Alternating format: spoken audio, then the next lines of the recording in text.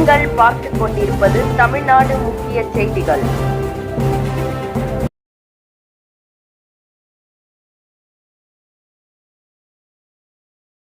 வணக்கம்.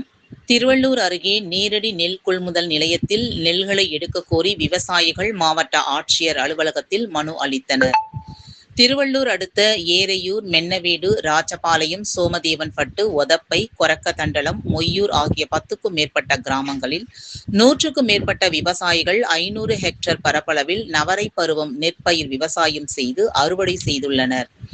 அறுவடை செய்த நெல்களை விவசாயிகள் சாலைகளில் கொட்டியும் விளைநிலங்களில் பாதுகாத்தும் வருகின்றனர்.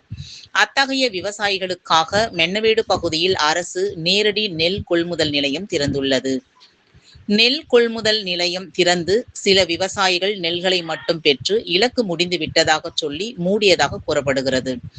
இது தொடர்பாக விவசாயிகள் கேட்டதற்கு மேல் அதிகாரிகளின் உத்தரவு வந்தால் மட்டுமே நெல் எடுக்கப்படும் என தெரிவிப்பதாகவும், இதனால் 10 நாட்களுக்கு மேலாக டிராக்டர் மூலமாக 5000 நெல் மூட்டைகள் தேக்கி வைத்து பாதுகாத்து வருவதாகவும், விவசாயிகள் நெல்களை எடுக்காமல் வியாபாரிகள் நெல்களை அதிகாரிகள் பெற்று வருவதாகவும் விவசாயிகள் குற்றம் சாட்டியுள்ளனர். இதனால் வேறு வேலைகள் பார்க்க முடியாமல் நெல்களுக்கு 24 மணி நேரமும் பாதுகாத்து வருவதாகவும், தேக்கி வைத்துள்ள நெல்களை அரசு கொள்முதல் செய்ய வேண்டும் என விவசாயிகள் திருவள்ளூர் ஆட்சியர் அலுவலகத்தில் மனு அளித்துள்ளனர்.